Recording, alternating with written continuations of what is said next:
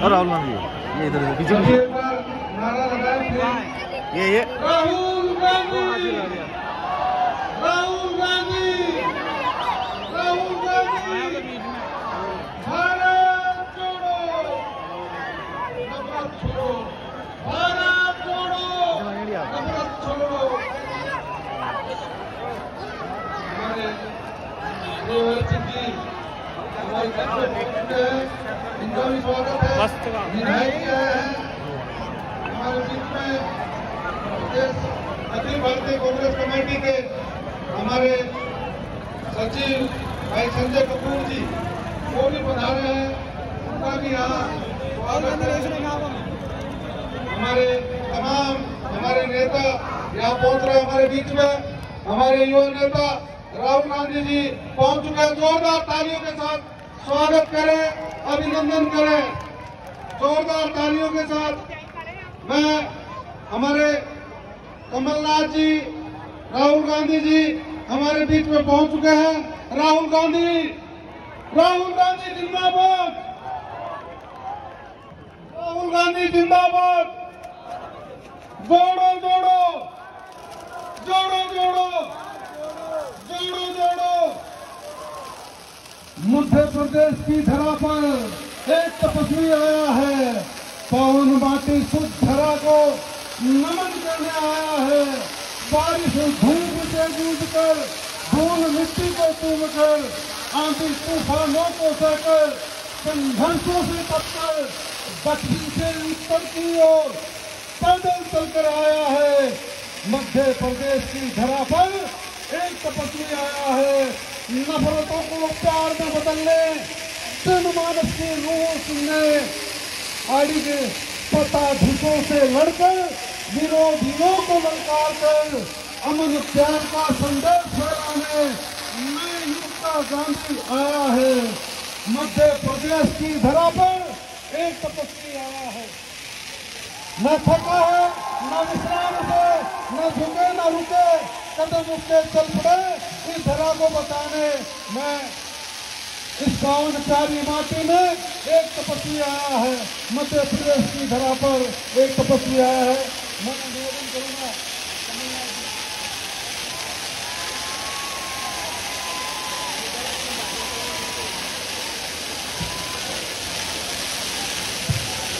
न थकान न विश्राम से, न झुके न रुके, कदम उसके चल पड़े हैं, कदम उसके चल पड़े हैं इस धरा को बताने। इस पावन प्यारी माटी में हमारे एक तपस्वी आया है, मध्य प्रदेश की धरा पर एक तपस्वी आया है। आदरणीय से आग्रह करूंगा कि वो आए और ये समापन कार्यक्रम और ये भारत जोड़ो यात्रा आगे राजस्थान की ओर जाएगी। आगे में कमलनाथ जी अपनी बात रखें सर।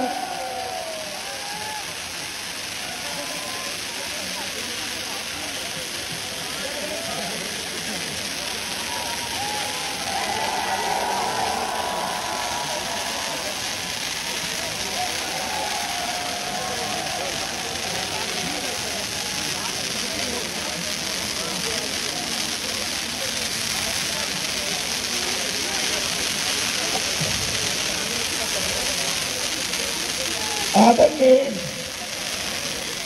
राहुल गांधी जी, दिग्विजय सिंह जी, सभी यहाँ उपस्थित कांग्रेस के नेतागण, सभी यहाँ कांग्रेस परिवार के सदस्यगण, भाइयों और बहनों, आपकी ओर से, अपनी ओर से मैं राहुल गांधी जी को धन्यवाद देना चाहता हूँ। उन्होंने मध्य प्रदेश, पूरे प्रदेश में 370 किलोमीटर की यात्रा करी। 370 किलोमीटर उन्होंने इस यात्रा में हमें बल और शक्ति दी। आपने उन्हें प्यार दिया और उन्होंने हमें बल और शक्ति दी। मुझे पूरा विश्वास है कि राहुल जी मध्य प्रदेश में आते रहेंगे। राहुल जी, जो प्यार आपको मध्य प्रदेश में मिलेगा, देश में कहीं नहीं मिलेगा। सही बात है। तो फिर से अभी हम राजस्थान में प्रवेश करने वाले हैं। ये यात्रा राजस्थान जाएगी, कन्याकुमारी से तमिलनाडु, तेलंगाना, महाराष्ट्र, केरल से होकर आज मध्य प्रदेश में यहाँ इस यात्रा का समापन है। राजस्थान से आगे राहुल गांधी जी कश्मीर तक जाएंगे। ये जाएंगे भारत जोड़ने के लिए, ये जाएंगे हमारी संस्कृति जीवित रखने के लिए, ये जाएंगे हमारे संविधान, हमारा संविधान, बाबा साहब अम्बेडकर का संविधान, ये इसकी रक्षा हम सब करें। तो राहुल जी, आपका बहुत बहुत धन्यवाद। आपने हमें बल और शक्ति दी और ये मुझे विश्वास है कि आने वाले समय में जो ये सब खड़े हैं, ये हमारे देश की संस्कृति के रक्षक बनेंगे, हमारे संविधान के रक्षक बनेंगे। आप सबका बहुत बहुत धन्यवाद। मेरा गला खराब हो गया तो इसलिए बोलना बहुत कठिन है, पर मैं जानता हूँ आपके साथ मेरा संबंध एक प्यार का संबंध है और सही बात है। तो मैं अब राहुल जी से निवेदन करता हूँ कि वे आपको संबोधित करें।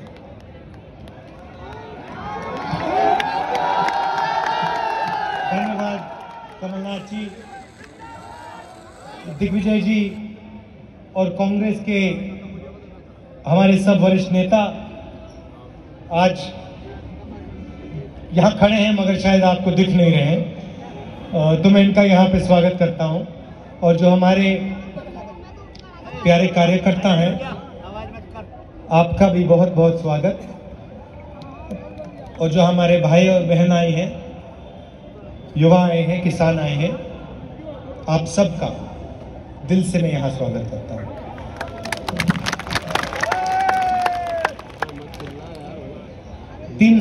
आपने 370 किलोमीटर बोला, 370 किलोमीटर हम मध्य प्रदेश में चले। उससे पहले तमिलनाडु,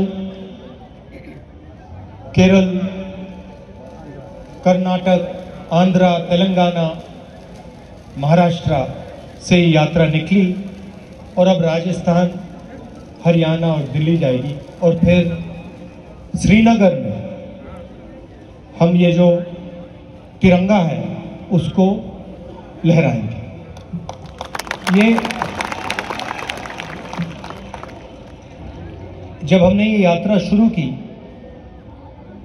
तो काफी लोगों ने हमें कहा, बातचीत हो रही थी कांग्रेस पार्टी में, तो काफी लोगों ने कहा कि देखिए इस यात्रा को गाड़ी में करना चाहिए। दिग्विजय जी हैं यहाँ पे, उनको याद होगा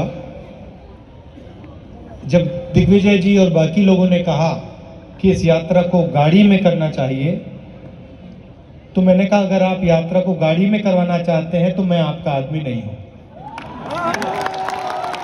फिर आपको किसी और से करवानी पड़ेगी। अगर यात्रा पैदल करनी है तो फिर मैं यात्रा करने के लिए तैयार हूं। और इसके पीछे मेरी सोच थी, सोच ये थी कि 21वीं सदी के हिंदुस्तान में जो हमारे राजनेता हैं, और मैं सिर्फ किसी एक पार्टी की बात नहीं कर रहा हूं, मैं सब पार्टियों की बात कर रहा हूं, कांग्रेस, बीजेपी, बीएसपी, सब पार्टी की बात कर रहा हूं।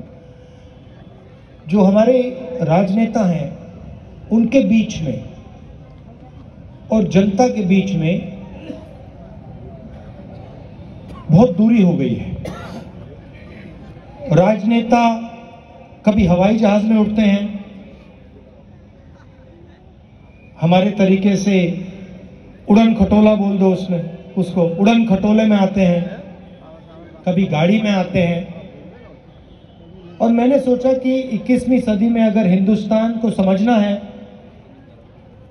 हिंदुस्तान के किसानों से बात करनी है, उनकी इज्जत करनी है, युवाओं की इज्जत करनी है, मजदूरों की इज्जत करनी है, तो पैदल चलने की जरूरत है।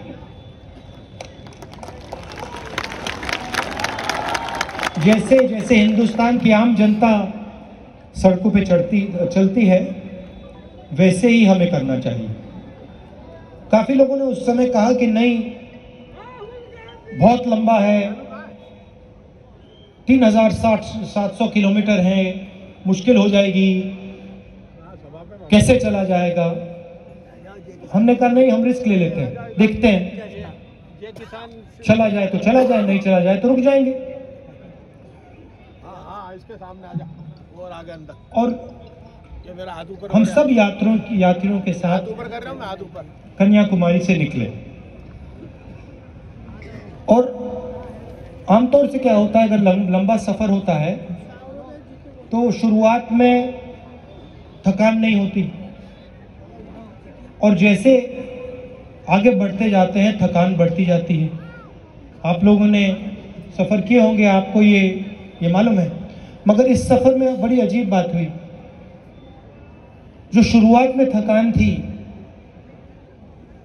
वो कम होती गई, कम होती गई, कम होती गई, कम होती गई। और ऐसा समय आया, मैं दिवाली के लिए घर गया, वहां पे मैं अपने घर में पलंग पे लेटा हुआ था, और सुबह उठा और मैंने सोचा कि भाई मैं तो वापस अपने कंटेनर में जाना चाहता हूं, यहां मुझे ठीक नहीं लग रहा। और आप यात्रियों से पूछेंगे तो 8 दिन में हमारी एक ब्रेक होती है। आप उनसे पूछिए, उस दिन कहते भैया आज मजा नहीं आ रहा, हमें चलना है। और अगर आप देखें तो वहां पे जहां हमारा कंपाउंड होता है, वहां पे आगे पीछे चलते रहते हैं।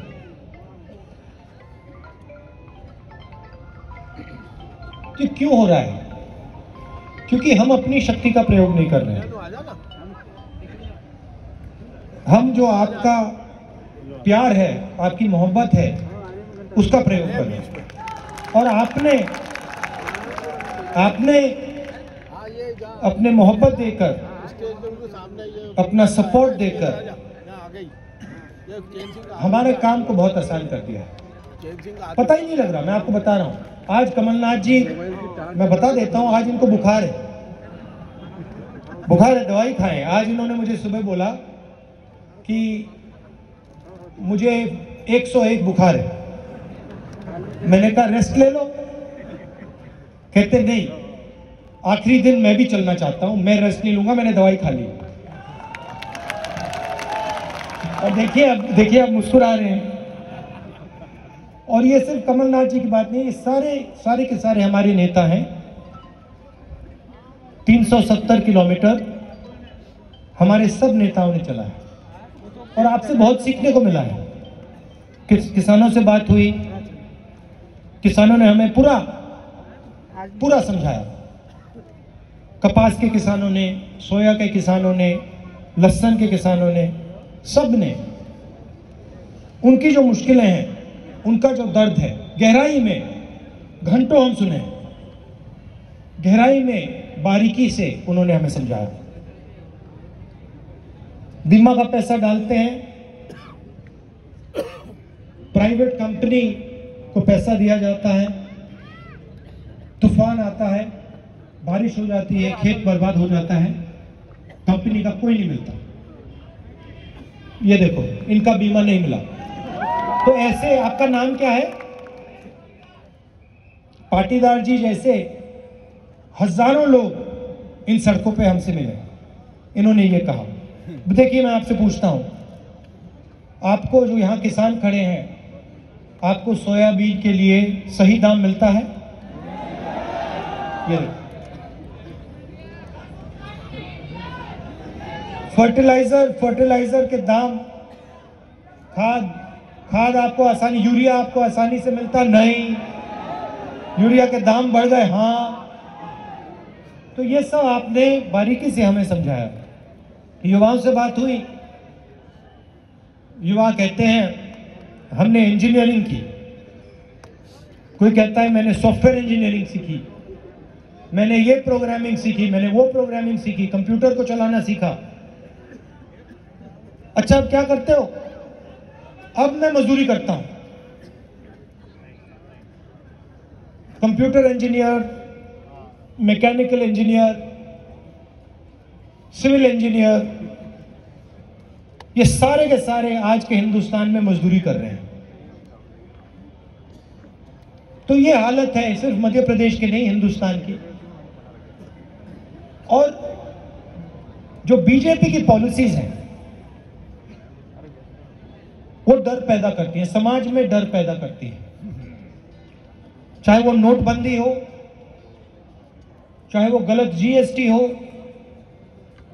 चाहे वो कोविड के समय की पॉलिसीज हो, इनका लक्ष्य समाज में, किसानों के दिल में, छोटे व्यापारियों के दिल में, स्मॉल और मीडियम बिजनेस चलाने वाले लोगों के दिल में, युवाओं के दिल में डर भरने का,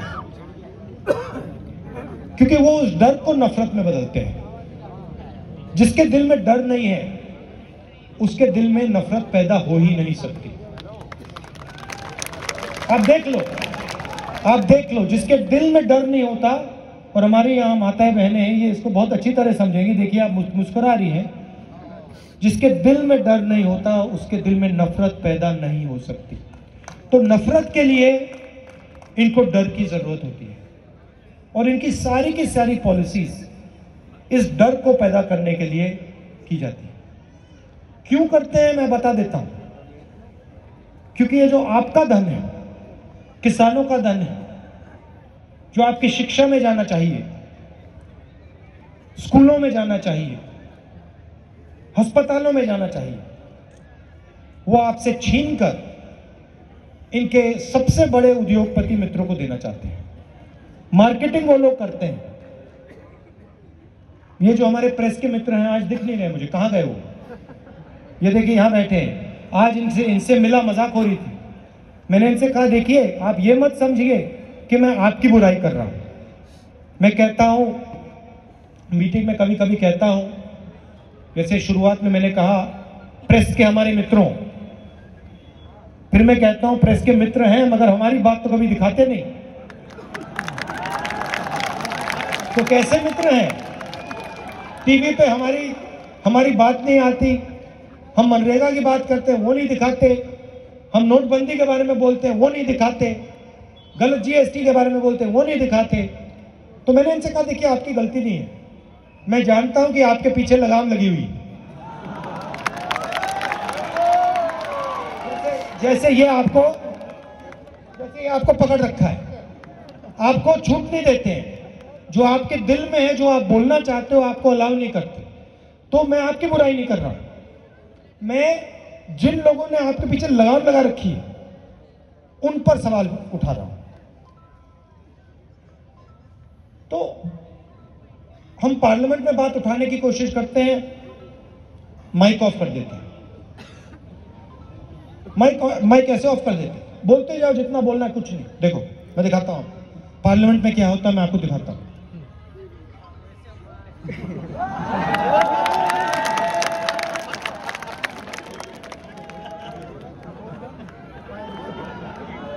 तो अब पार्लियामेंट का रास्ता बंद कर दिया। जो भी उसमें भैया, जो भी बोलो, जो भी बोलना है, जितना भी बोलो, मजे ले लो। देखो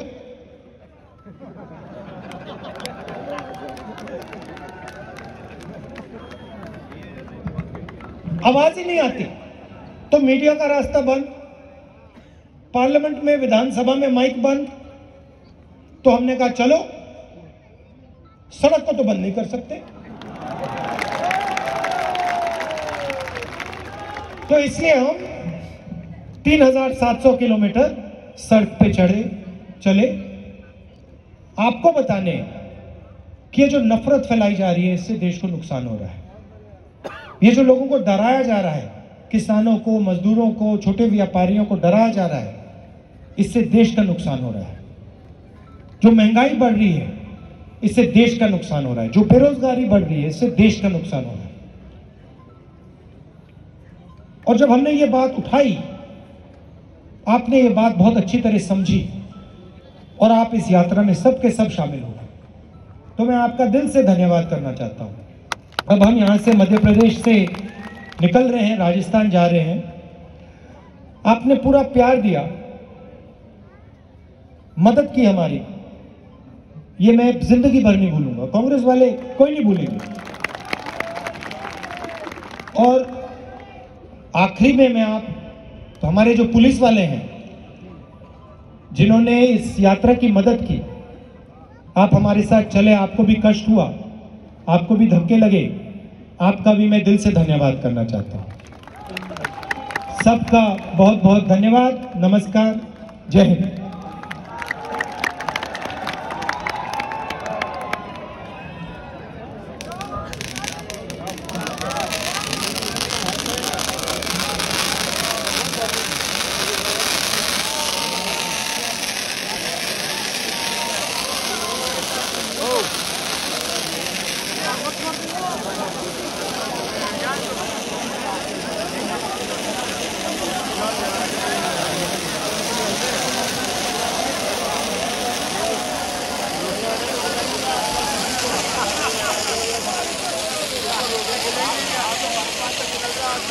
Ha ha ha!